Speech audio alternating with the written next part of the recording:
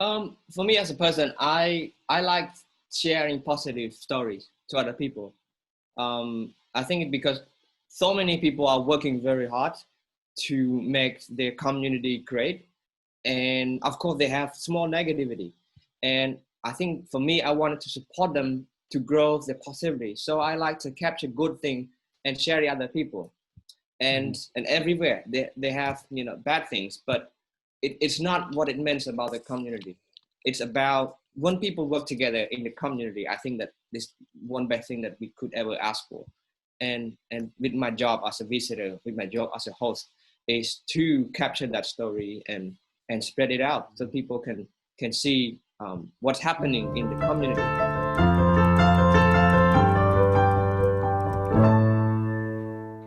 Hey, welcome to a new episode of Different Boat, Same Storm. My name is Atharv, and today we have a guest from Cambodia. Today, we're so excited to be talking with Senghong Yourk. My name is Abhay, and as Atharv said, we're so excited to be talking to Senghong, who's calling all the way from Cambodia. And Senghong, we go back from about a year ago to this date, actually, when I was in Cambodia on a rustic pathways trip. You were my trip leader, and really we bonded, Senghong. And I'm so happy to have you on the show. So, if you could share a little bit about yourself, your background, and where you are right now to our audience, that would be wonderful. Sure. Hi guys, I am Senghong. I am actually at the moment I'm in a city called Kampong Chnang, which is about 2 hours north of the capital city of Cambodia, Phnom Penh. And I work as a program manager for a tour company called Rustic Pathways Cambodia. And I am excited to share stories and ask a question, to share the awareness of what's happening in Cambodia today. Wow. I'm very curious to know how you came about to doing this job. Because if I'm not wrong, you have a history in international relations, right? Yes, I graduated from a university in Cambodia. My degree was international relations, and fortunately, I ended up working for a tour company because I am interested of talking about the history of Cambodia, the culture, and also like to meet different people from across the world. So that's where my destiny ended up with Rustic Pathways. Awesome. And Senghong, so you're very passionate about youth education and environmental education as well. What got you interested in these issues? I think interestingly, where I grew up, I live in a small village, in the countryside of Cambodia. And the time when I grew up, I see a lot of people, are struggling to go to higher educations, and we have the problem of, deforestation around where I came from. So I decided to go to international relations and learn more about it. And I got opportunity to apply for a voluntary position at the U.S. Embassy in Phnom Penh, where they recruit young people, to work on projects that fall under education, environment, and employment. I had a good time of 2 years working with other young people across Cambodia. Well, I have to ask you one question. One thing that I've noticed, and this is one of my grievances with international relations, is that it is so inherently Eurocentric. And for somebody who, like you, who's mentioned that you're so passionate about talking about Cambodian culture and its heritage and its history, what was your experience like in international relations, and how does that tie into your passions and your work? I think that one of my favorite things to learn in IR is to read the history and a lot of stories that we focus on, of course, about Western countries and a bit of in Asia. But I like to learn about the history that happened in those countries and trying to not comparing, but to you know look up the similarity and the differences of country. And it's really interesting to see my country itself going through civil wars and genocide, and I got to talk that topics to others people, and I think that I am fortunate to stand in the positions to, to have discussion with young people on the topics. I remember when we went to the Genocide Museum and I learned about the genocide, and I was shocked that this was something that I never even, had never even been mentioned in my history classes or social studies or English or any of these fields. Can you talk a bit about the Cambodian genocide and how that continues to impact Cambodia? Of course, of course. So Cambodia is a country that it quite fascinating to learn about, especially during the Cold War and post-Cold War.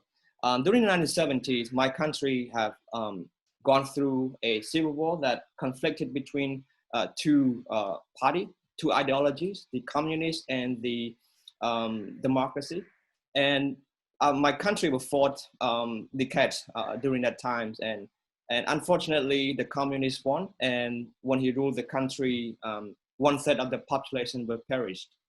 It's very unfortunate event for our country, and it's not that long time ago. It is only 40 years ago, and today it still impacts, because the generation that gone through that is my parent generation, which is not that long ago, and we still have that conversation continue, from generations and from like families and relatives that we are discussing about that issue, what to be able to prevent that sort of atrocity that to not happen again.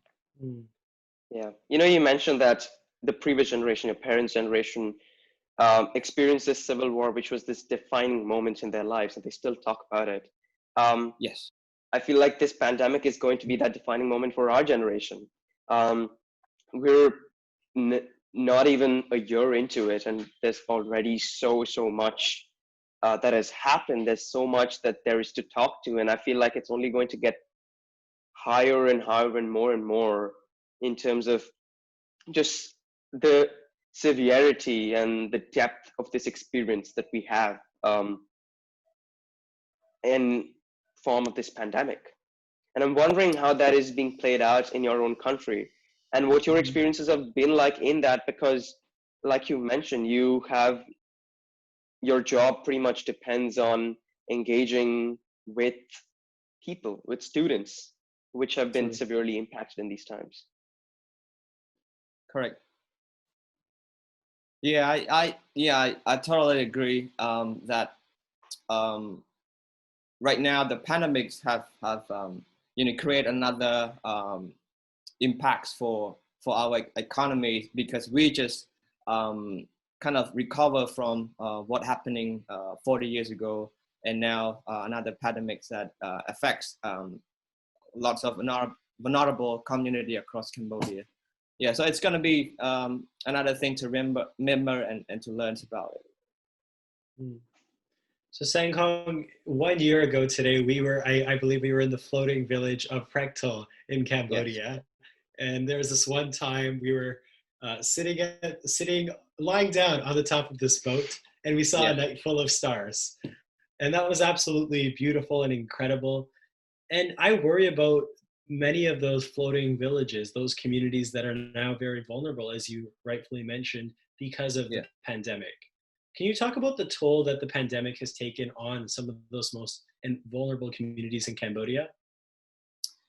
Yeah, well, just a little bit about the COVID-19 present in Cambodia. So we got 171 cases reported at the moment. And all those cases are imported cases. Most of them are coming from passengers that travel to Cambodia, and all like businesses, people who work in Cambodia, that they brought that COVID-19 along. And it's difficult because Cambodia, we depended on three main sectors: the tourism industry, the garment, the manufacturing garment, and also the construction. And the tourism generated 1/3 of the GDP of our country, and it's quite difficult for our governments to support the community without the three sectors. And of course, the community practical, they depend very much on fishing of course, and also depends on tourism as well, because as you can see that we still have passenger go through there and do homestay, working with them and supporting them. So because of this pandemic, not many people travel to the communities, and the community now very much depends on fishing, and fishing is not largely a good industry for them anymore because of the overfishing, and also the fish is not enough for them to fish. So it's pretty much difficult for them at the moment. One thing that I'm always very fascinated by is how humans just innovate and adapt their way through the toughest of circumstances. And the sheer existence of a floating village itself is a testament to that. But especially in these times when you said that there's so many additional problems, right. I'm very curious to know how they have been innovating and adapting, not just in those villages, but also in your country in general. You know, during the time that the case was imported and emerging in our country, the government, asking people to social distancing, which is difficult for Cambodia because we kind of grew up in like a community purposes where people are linked together. People like to, have a conversation and engaging and supporting one another. And when the government asks people to social distancing and working from home, it's kind of create another barrier because the technology and the digital platform in our country was not that widely accessible, and we don't normally used to work from home, and that kind of create the difficulty for company and for other institutions. School also has been closed down since April until now, and a lot of students are on break, and some student that is fortunate that raised in a better family, they got access to like internet so they can learn online platform. But many students across Cambodia really had that difficult to access to technologies.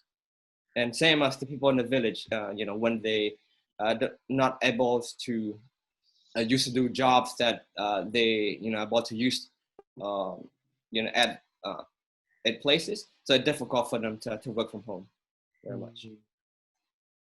Yeah, it's definitely destructive what the pandemic has done across the world. We've seen, especially in the most rural communities, in the poorest of communities that aren't able to continue to work online like many people are able to. So for you, Sang, yeah, like right now we're calling through a Zoom platform, through the internet, and we're having a discussion about the impacts of COVID. We're very fortunate in that manner to be able to do that. Senghong, so for you personally, what has changed since this pandemic was declared a global public health crisis in March? Before the pandemic, and compared to what you'd usually be doing, how has life changed for you? Well, I think that I am not as busy as I supposed to because my industry, kind of, depends on working with students, working with community, and depends largely on the tourism. So, because of the pandemic, our operation was temporarily suspended, which only we work from online, like answering emails, replying questions, and maintaining our relationship with our partners. And I got more times with families, and creating new habits of cooking and playing more sport, more active actually. Yeah, I think that it both kind of positive and negative at the same time during this pandemic crisis. Wow. And it's very interesting that you bring that up because we are all just trying to find things to stay busy at these times, especially when there's so much negativity going around you. I've stopped pretty much listening to any kind of news because every time I hear it, it just crushes my soul. And it's hard to find things. In fact, I'd say we seek to find things that bring us joy.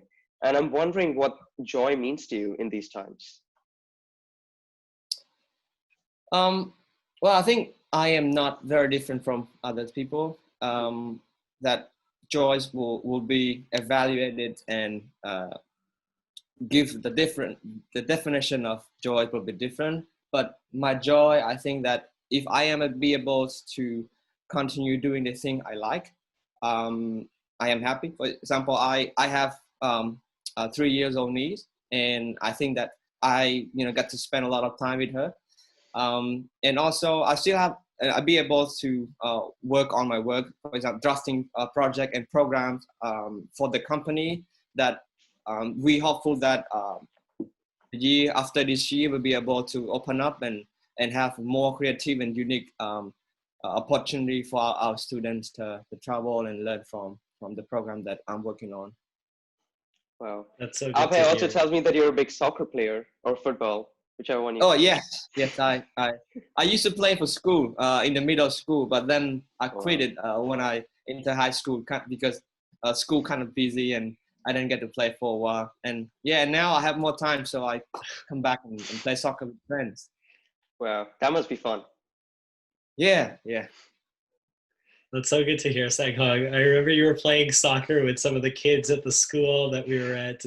So I definitely hope that you have that time to rekindle some of those passions. That's really what we've been talking about. Like, I know I've been playing the piano more than I would have usually. It's so good to be able to kindle some of those passions that you've always had and now have some more time to do, fortunately. So moving forward now, Senghong, how do you feel about the future? I mean, there's obviously a lot of anxiety that people feel. There's a lot of unknowns about the future. Are you optimistic about anything? Well, I think that at times like this, we can choose to do two things, whether it's to dream positive or doesn't care about what is the present right now. And for me, I think that it doesn't matter what will happen in the future, but I think right now, if we have a plan and we prepare for the future, I think that is a thing that we should do. And for myself, I think that in the future things will get better. Even though I can't see it, but I can tell that every time that the people around my community, we still, having a spirit of supporting each other. So I think that this is a good thing right now, even though the government haven't saying anything about plans that or thing that could be seen in the future. But I think that at the moment we have a good spirit of our community. Wow. And I think that's a very noble idea. Just trying to look forward, because there's very little that we can do. There's nothing we can do to change the past. And anything that we do right now defines what the future will look like. And one thing that I feel has changed so much, especially with respect to your work, is just travel in itself. It was a privilege before already, but now I feel like it's become more of a privilege than any other time. Costs have increased, opportunities have decreased, and we can clearly see that only the privileged of the privileged can even think about something like that, because it's hard, it's tough. And I'm wondering what your thoughts are on that, especially because I'm assuming that you've worked with a lot of people in this area, and you mentioned before that you're very passionate about this idea of the white savior complex that is at the root of a lot of tourism that we see nowadays, and how that plays into privilege and all of those interconnected ideas. Yeah. Well, I think that, like you mentioned about travel is a privilege, and I totally agree. And each time when I have opportunity, like to work with my students, because they are high schoolers. So they don't really have exact image of what the definition of travel and what privilege they have. And all the time that we are in the community, we brought that topics to discussion, and how should a traveler behave as a responsible traveler, and how they behave themselves to represent their country, to represent the organization that we are on. Of course, with the job that I'm doing with them is we work with the community, and they are not an expert, or they are not experienced in they're not a professional, they're not a professional teacher, so they all as a high school student. So I'm trying to give them a chance to reflect what it means to have a teacher who never taught before. What's that to have an engineer that really for them to think. I think that because people doesn't like other people to tell them that you're not good or you're not good enough. People like to put themselves, if we put people in the position of them to think, like, what if you in that shoes of that community, how you feel? So yeah, I think that that's something that I really like to talk about with my students, because I think that it's my job as a host, to tell them what is the right thing as a visitor to think of. And we see a lot of problem with people who travel to developing country and acts like they are the hero, and actually they're not really a hero. They are coming to learn from us. Yeah. So that's what I want, like, my student think of that as a concept. That's a very noble idea. And I think that's a great way to look at things. Because if you approach anything with the idea of learning, I feel like it's a lot more enriching an experience. Speaking of visitors barging in, I think it's now time to call in Eli, who's been in the sidelines so far. Barging in. He has the introductions for me, always. It's really good to see you all. Thank you so much for joining us, Senghong. This has been fantastic. A really fun conversation to listen into. One of the nice things about my part here is while you guys are chatting, I get to stalk you on Instagram. I've been looking through your social media, and you're quite the photographer, and a really good photographer. How long have you been doing photography? Appreciate that, Eli. I've been doing photography like for the past 3 years, actually. When I first started, I just fancy the ideas of capturing story and share with other people, but I just don't know how to do that correctly. And then I got opportunity like to work with professional photographer, so I learned from them like best one-on-one. I've never attended classes like real classes, but I learned from how to use that from one-on-one, and that helped me a lot supporting my photography improvement. And I was going to say, because the things that you've mentioned that you've been involved in, everything from the tourism industry to teaching your students about the history of Cambodia to photography, is all very storytelling oriented in terms of, and that story being, the history of Cambodia and the places you visited. And so I as a storyteller myself, I think the visual aspect of being able to see a place and like you've been talking about the idea of travel being quite exclusive. I know that photography and even a really good story can never substitute for being there in person. But I'm curious if you feel like the photography that you're doing can give people a window into what it's like in a different place that they wouldn't have otherwise. And if that's what you feel like you're doing with social media. Sorry, can you repeat the last question, because the internet was kind of. I know. Internet troubles are the worst.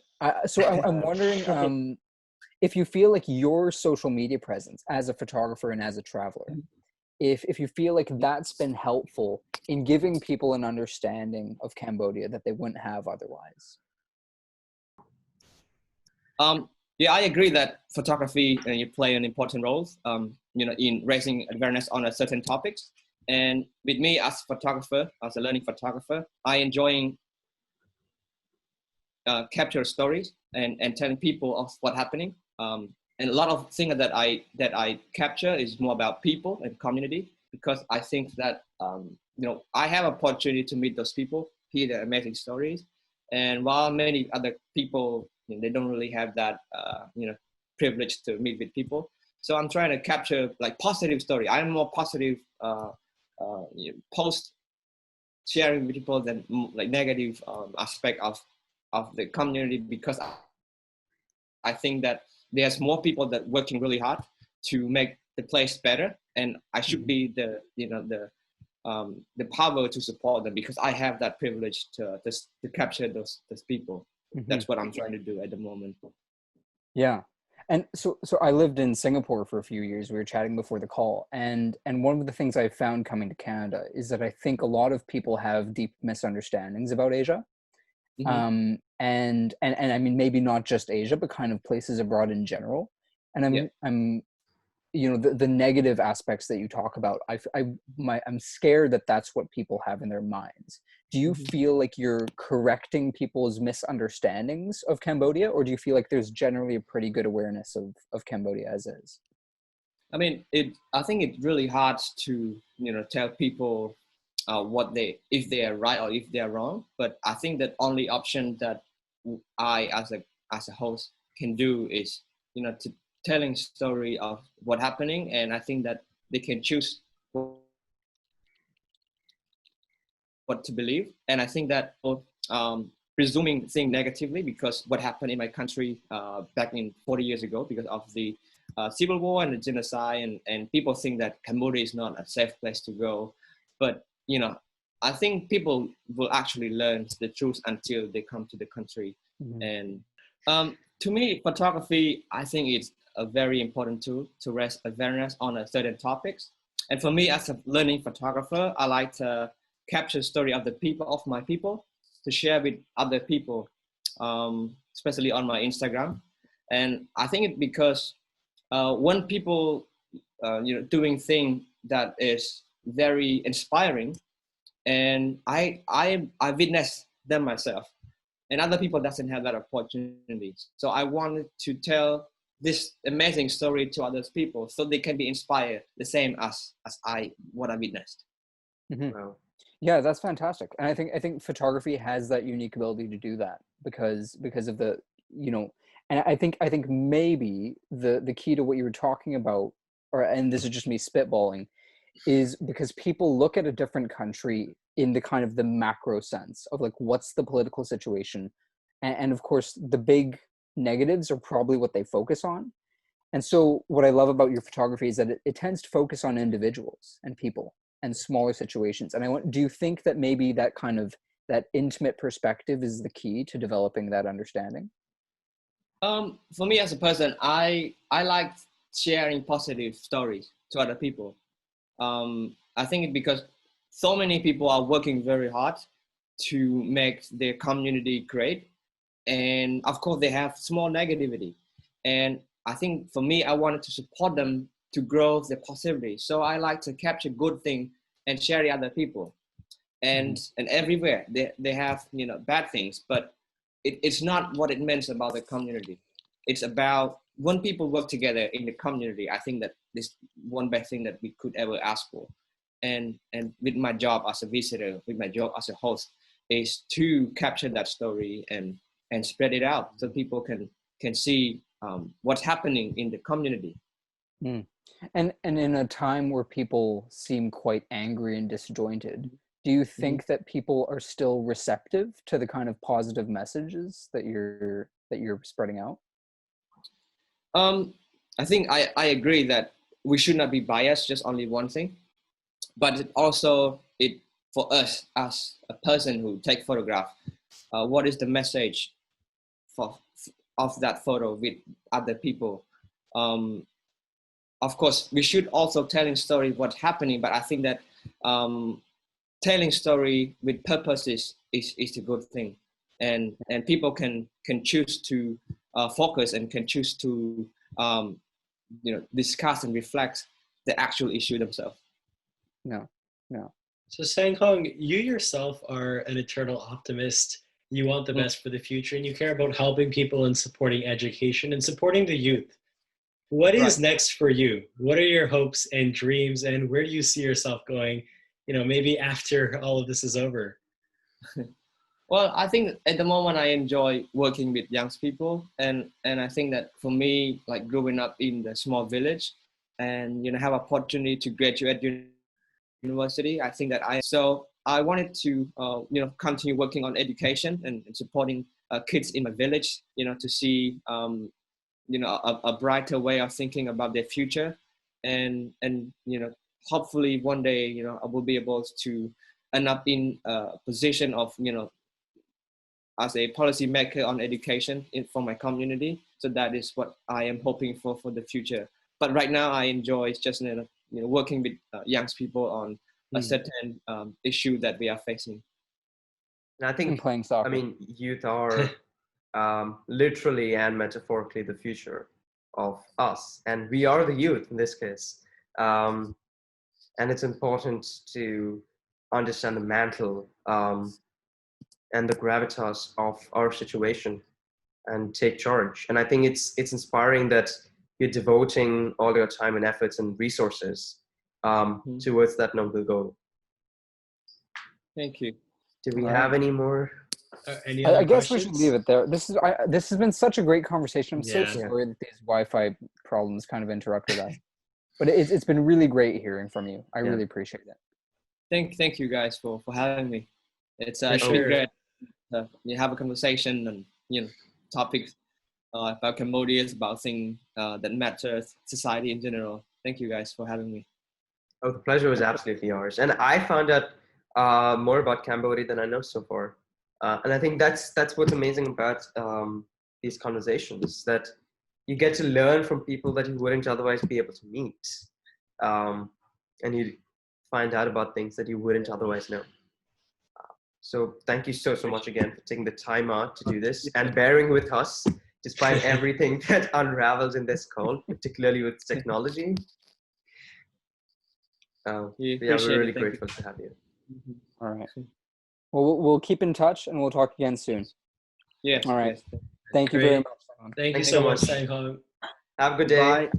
Bye. Bye.